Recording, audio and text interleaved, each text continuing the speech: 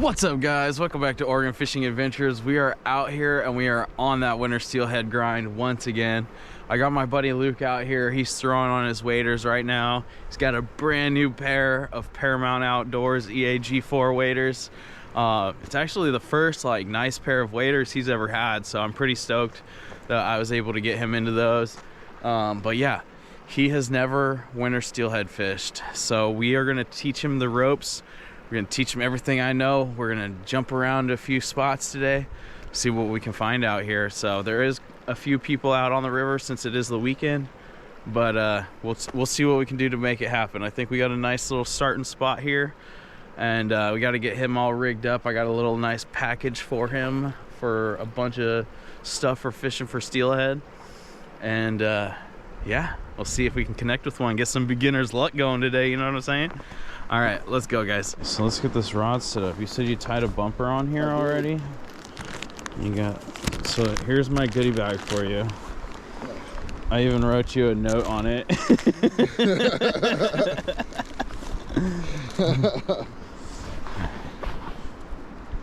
Okay. Welcome to the addiction of winter steelhead fishing. Hell yeah. Yeah, so you got some fixed floats, you got some bead stops, bobber stops, more bead stops.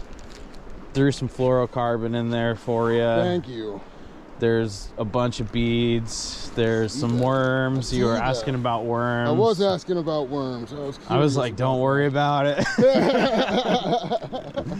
So I threw some of that, and then there's some glow corkies in there. I always like to put glow corkies on the top. See the spinners down in there too? Yep, there's like 3 spinners in there. So. Okay. Hell yeah. Well, let's Cool. I'm gonna take a gander at this. I think my bumper line I tied on well, but I could have totally botched the fucking. Let me set this rod over here. I could have botched my fucking knot on. What kind of knot did you tie? It's a double blood knot. Oh, okay. The blood knot's good. That's what I have on most of my rods, other than some of them have the Alberto knot. God damn, this thing's so fucking long. Yeah, but it helps a ton. Like, you'll see once you start actually using it to float fish, like having that extra length to keep your line off the water and to mend it. I could see that's what I have been witnessing this as far as all the other steelhead fishermen that I've watched. Yeah, because like mine, this purple one here is a 9'9", so it's actually an inch longer than yours. And then my other one is a whatchamacallit, a 9'6". I've been thinking about getting myself a GoPro and just BSing around with my fishing stuff. Yeah. Not going so far as to, you know, really try to do anything, but just to see if people would ever just watch me fish. I mean, dude, that's how it started out for me. I mean, you were there when I first started this shit. Yeah. And it was just like, you know, I never thought anything would really come of it. I was like, it's just sharing my videos out there and whatnot. Oh, I can't see my float worth shit. Where did it go? Oh, there it is. I lost it in the sun. There.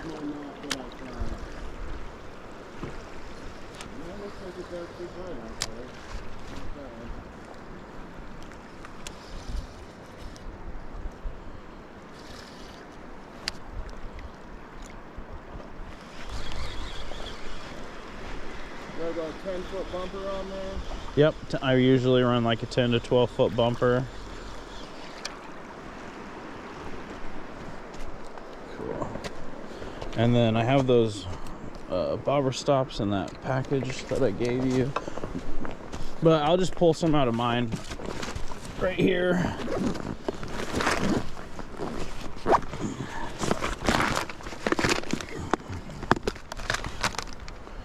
Okay, because I have a bunch of these. I ordered a pack of like 1,000 bobber stops. Oh god. And so yeah, okay. So I always start with 2 of these suckers. Okay, so we go here. I'm gonna let you can do it. I'm gonna watch what you do. Emulate it next time type guy. Yeah, for sure. Okay, so there's one. I like to put 2 of these on. And these things are really small profile, so they run through your guides pretty easily. Okay. And you don't have to fuck with them. Oh man, oh well. You don't have to mess with them as much as like the nylon stops and stuff. So Alright. the nylon ones kind of were irritating me this year, and I was like, I'm going to rubber stops. I used to use rubber stops, but I use those like kind of egg-shaped ones. Yeah. From Weimar and stuff. And I don't know, they were a little rough going through the guides, but I feel like these ones are better because it creates just like, you know. Okay. Okay, so there's that, and then you got a 3/8 ounce flip, the clear ones. Yeah, give me just a second to open this up. I gotta get corkies. This is my little box I got. Oh, I also have one other thing for you. It's in here. I got you a bottle of Addicted Winter Chrome Blend. Hell yeah. So you got some scent for fishing. Thank you. Yeah. I mean, like, you know, some people don't like to use it, but I know me and you have both used scent and had success with it. So, yeah, I've definitely caught some fish using scent for sure. My big one that I caught this year, I was using Anniston krill scent. Oh yeah. What size float did you say? 3/8? 3/8, those little clear ones. Yeah. So we'll do that. Need to get some beads.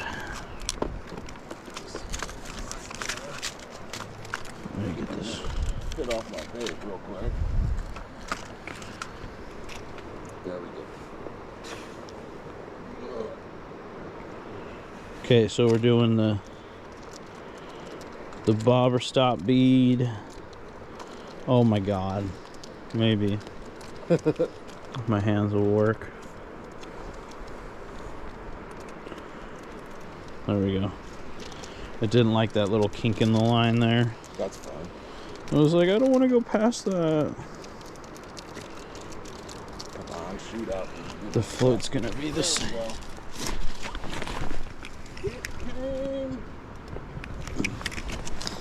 Okay, so got the bead, glow corky, float. Oh god, that's gonna be so bad inside this fucking waiter. These waiters. It's all good.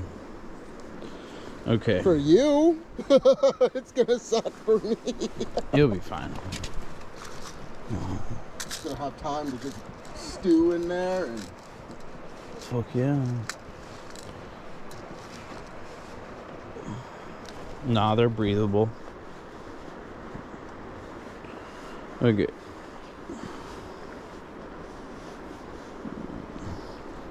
Got our bead below it. Okay.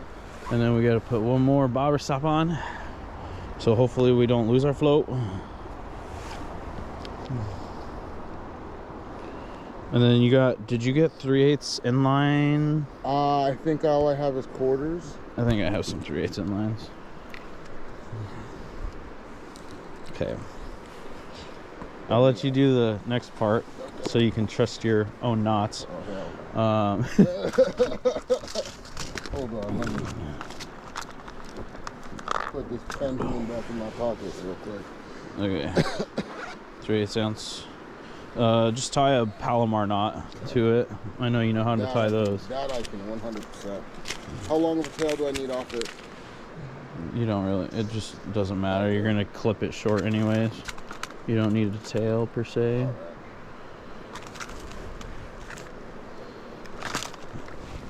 Okay. Just you know a Palomar knot. That's one I can tie and I will trust. Yeah, and then I got bead leaders already pre-tied right here. You are big time on it. I always have pre-tied bead leaders. I try to be prepared.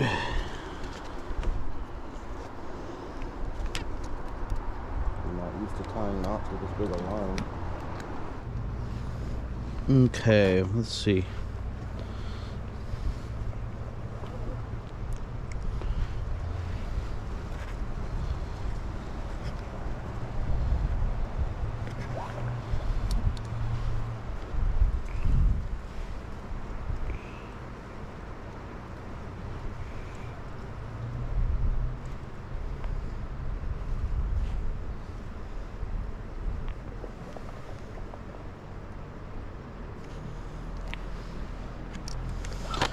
Okay.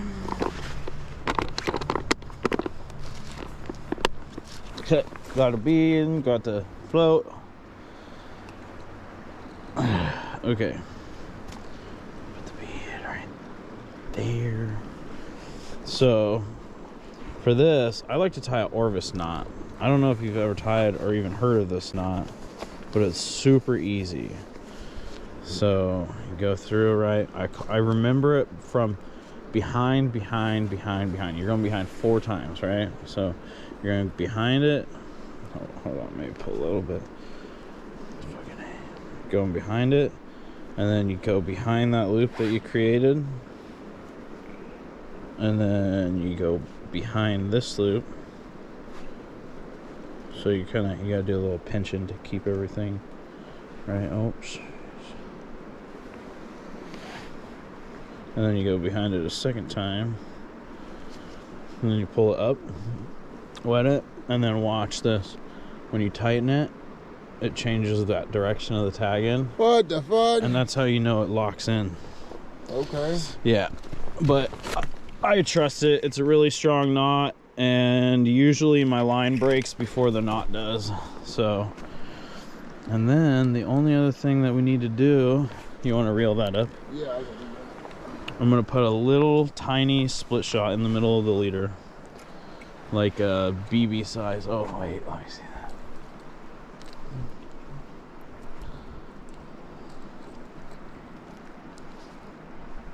Okay, cool. Yeah, and then we'll just put a real small split shot. Smallest one I got. Let's see. These guys. B size.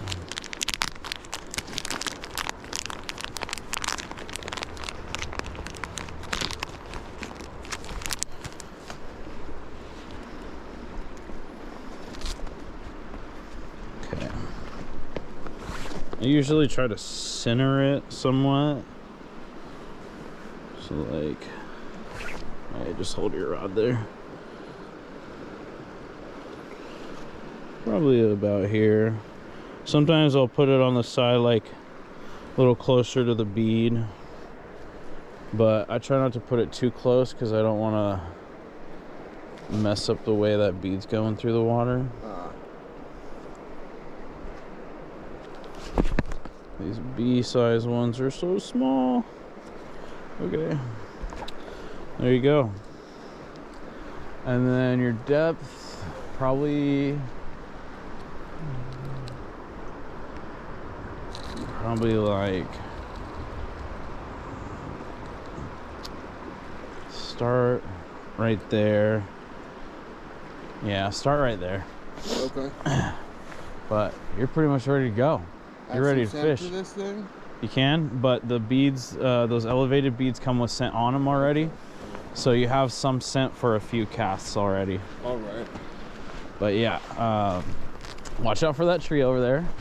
It will eat your bobber. Other than that, you're pretty good, other than that tree. But yeah, I would just kind of like cast up into this and let it drift down. How far Just, down will let it drift? See where there's kind of like that grass that's hanging off that second one down where there's like 3 clumps. Probably about there. So and then like, reel it not in. this first rock bed right there, not the second one, but just past that, or? Yeah, where there's like that second outcropping of trees and there's like the farthest out branches. Okay, yeah. Yeah, like right there is probably fine. All right. And so with beads, if you see that bobber go down, Yeah.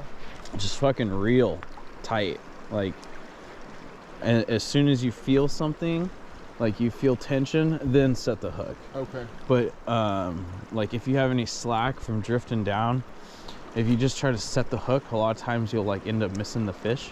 Okay. So you just want to reel it until you feel it, and then once you feel tension, set the hook into it. So, because if it drains and it's just nothing, and you reel on it and it comes out, like you're gonna know. But if it's a fish, it's gonna start head shaking. But I always found that to be like the best for me getting success with landing fish on a bead is you reel it until you feel it, then you set into it.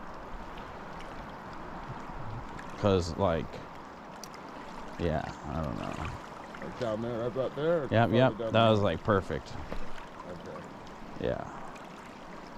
And then there's also a ledge. I don't know if you can see this. Yeah, I can see it. There's a right? ledge on that other side, and it's a little softer. Like you have that little softer seam on the outside there.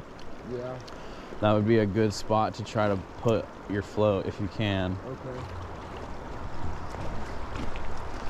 And then the other thing too is you can play around with your depth. If your float's getting down and you have like your line to it, right, it should be vertical. But if it's dragging, if it's like facing forward, See it? yeah, I think that's your line though, because your line's ahead of it. Yeah, see now it's just up and down. That's one thing is like you got to stay on top of that mending because it keeps that drift like more natural, right? Yeah. Yeah.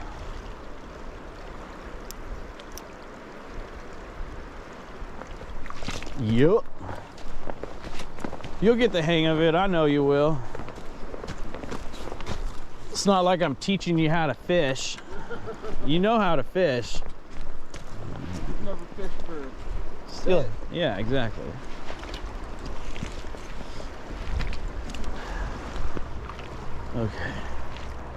Okay, you cast first because you're downriver. Little bit of etiquette.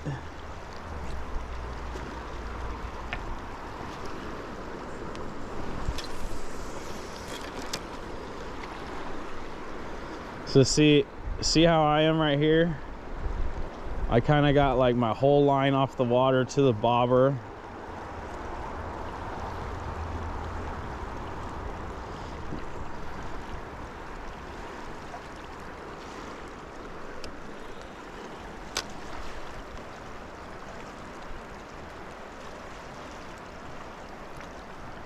And I mean, it's okay to drag like in certain situations, but huh? I'm under. Did you?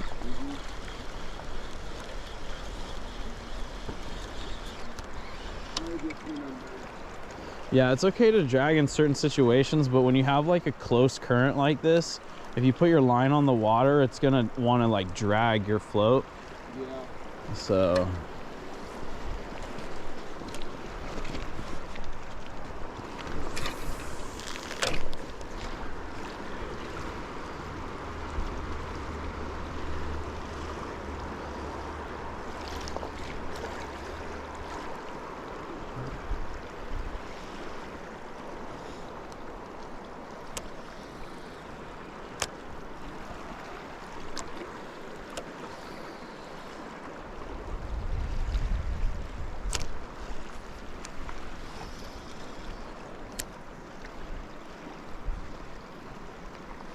yeah, and these floats are pretty sensitive, so like if you get a bite, it's gonna be pretty obvious.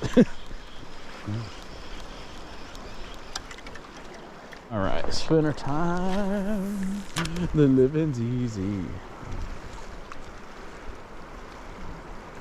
If you guys didn't get that, that was a Sublime reference. Summertime.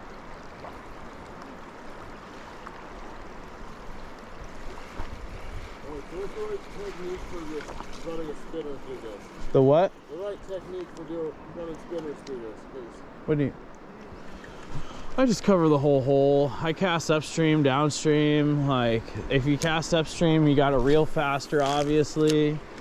But I mean, you know all that shit, though. I don't really have to explain that. But No, not that. you know how to fish a spinner. Just fish it like you normally would. Okay, because like I was watching some video and they're like, you got to do this. No, I mean, dude, you've been fishing spinners so long, like in rivers, like you know how to fish a spinner. It's no different than how you fish a spinner in any other system. Yeah. I got you. Yeah.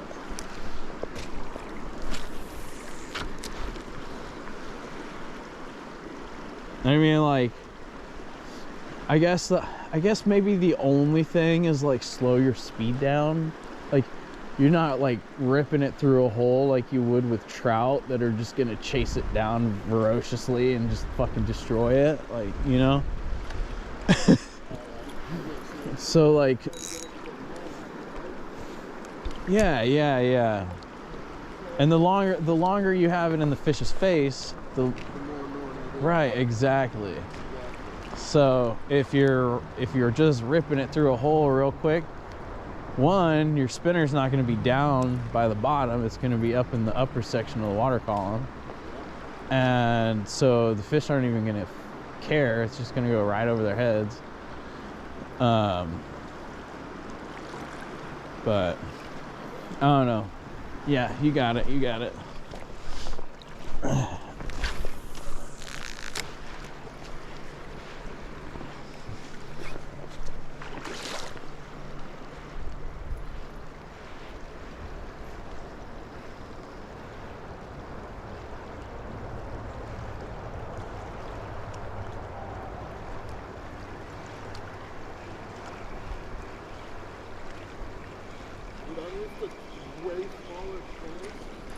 Yeah, I know. Little child. Way harder to do with smaller spinners. Way harder to do. All right, fresh battery, fresh spot. Can't believe we actually got this spot, honestly. Let's see if it can pay off.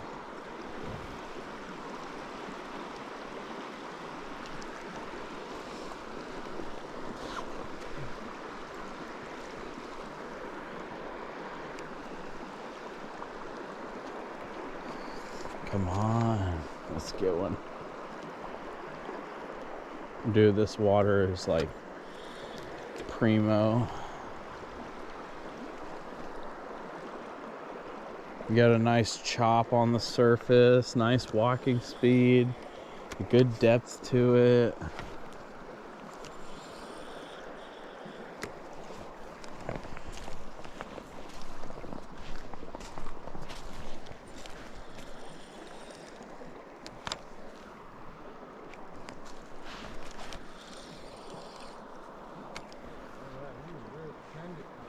I know, dude. That's why I was like, this is the spot.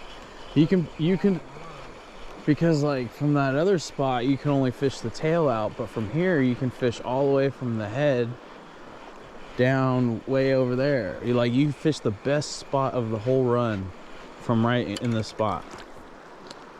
Oh no, my bead leader got tangled. How do you think I'm doing for depth on it? Where you set? I can't tell. It's like at the tip of the rod right now. Yeah, run it through and see how it should be. You might even be able to go deeper, but I'd just run it through like that first. Man, I hope that wasn't tangled, that whole freaking drift. Okay, I'm gonna go right down in this pocket.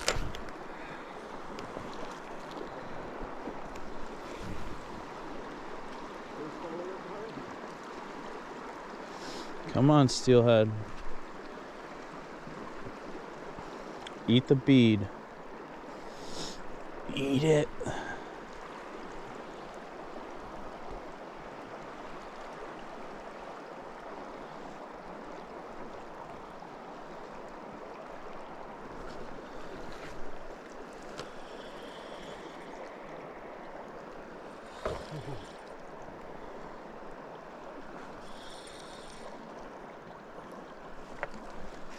Come on. What? It did? Yeah, but it wasn't a fish. It was definitely the bank on the other side, I think. Oh, yeah. I didn't feel nothing. I just know I hit that drift and it. Like I said, dude, you just reel it, and if you feel tension, just send it home, dude. I'll let you send it first. So what do you think of steelhead fishing, Luke? You liking those new waders? I'm digging the waders and I'm digging the fishing to a certain extent. I mean, it'd be nice to get a little bit of action. Right. But There's still plenty of daylight left. We can make it happen. Let's go. I mean, let's see. What time is it? I'm down. We got. We can do this. It's 1 o'clock. We got like 4 hours of daylight left. We're good. We got plenty of time to spot hop, find some fishies.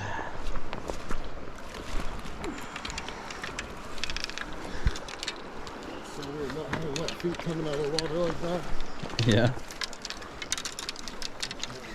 All right. Got to the next hole.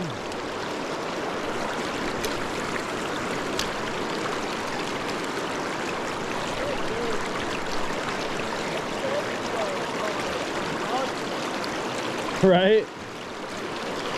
I'm messed up. Yeah, felt helps a lot.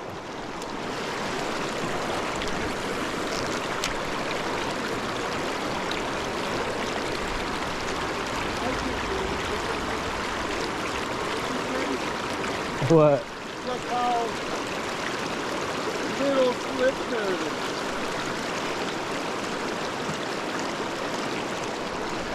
Which side do you want me on? Wherever you want. Up to you. You could go above me, you could go below me. I'll go up around above you. I'm just trying to stay back from like right close to it because there's a ledge that kind of, this close ledge right here. So you can run this inside seam. Well, I kind of messed that up, but yeah, there could be fish sitting like right there.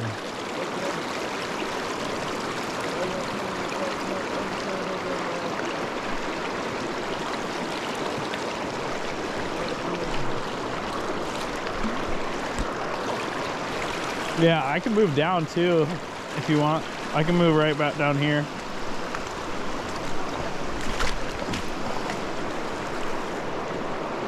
There you go. Just watch out for my rod behind you here, down low. See if Luke makes it.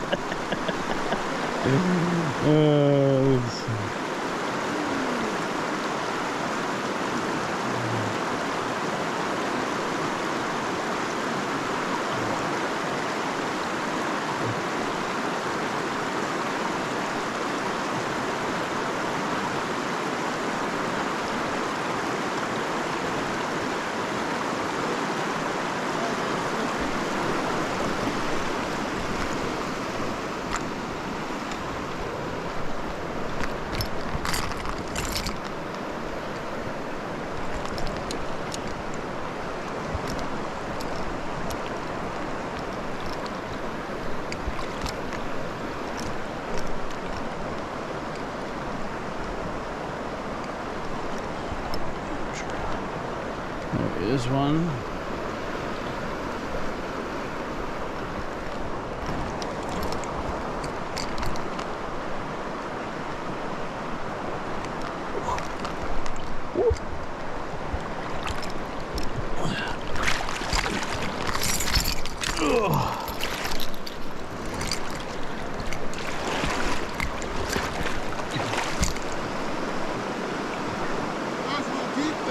It is. You might be better going right here, actually. I can see it better from here, but right off that to right here. Yeah.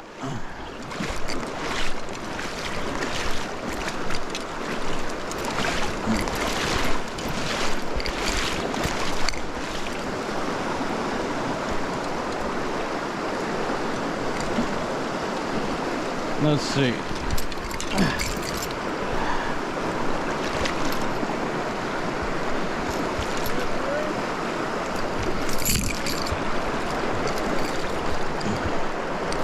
Like down this.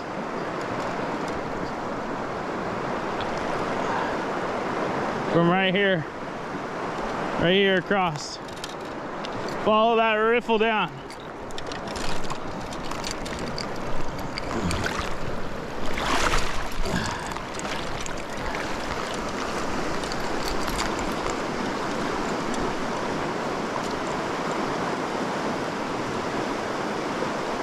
You can even go right off this point. All right, Luke, you got 5 casts, dude. 5 casts, and then I'm coming in there and getting a fish. Look above my face.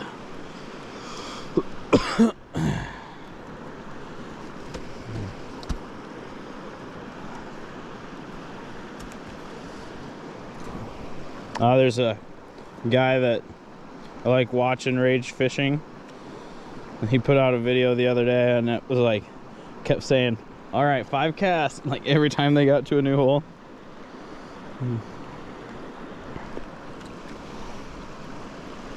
It's pretty funny. Okay. Oh, I see your bead. Yeah, You might be tangled up. I think you're correct on that. Yeah. Oh, you're definitely tangled up. Oh god, that's real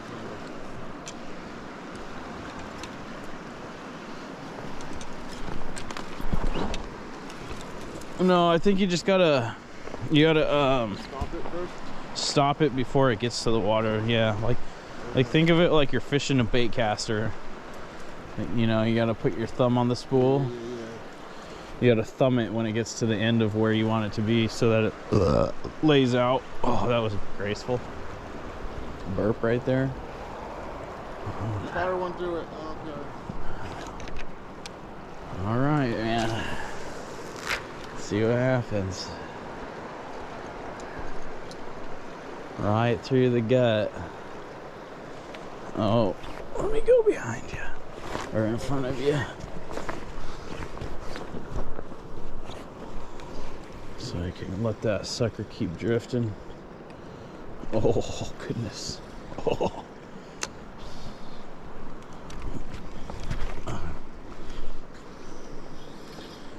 Tell me this spot doesn't look absolutely perfect, guys. Whew.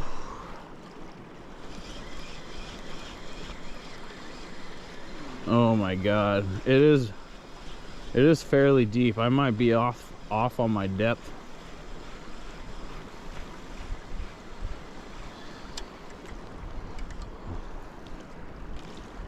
I don't know. I might try to adjust it a little deeper. See what happens.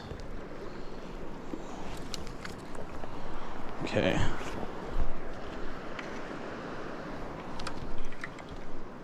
Oh man, I could totally see a steelhead sitting right there. Right off the rocks, a little bit of riffle.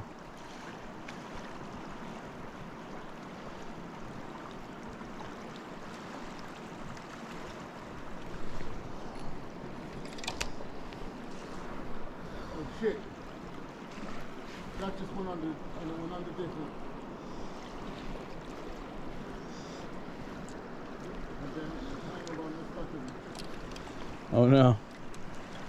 When you reel it in slowly. I'm still letting it go from there. Yeah, there is a stick. You see that stick to the right?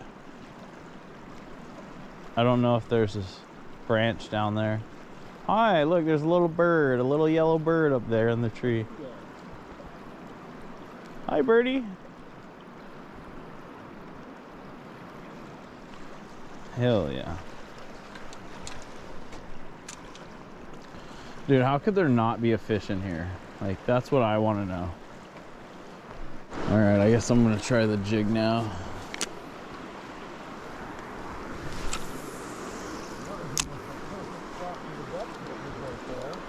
That was cool to see that.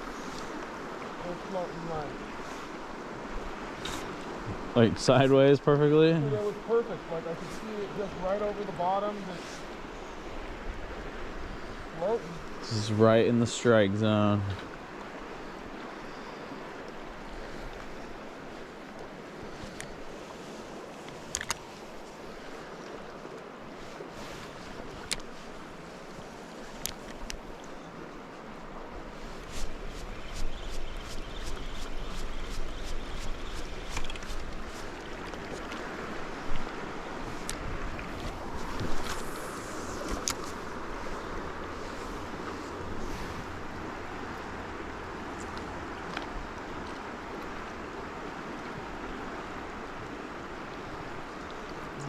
Oh, did you almost get on those roots over there? Yeah.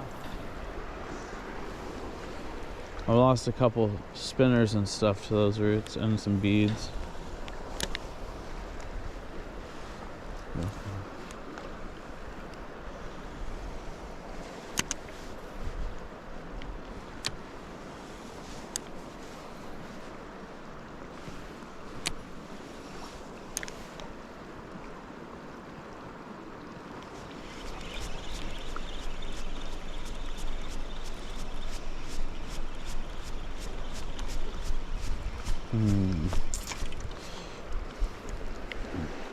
Alrighty. Gonna throw the spinner.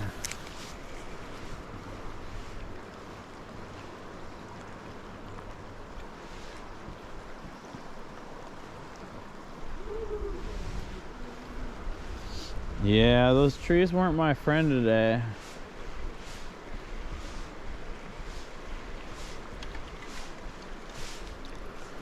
I guess I should just get better at fishing or something.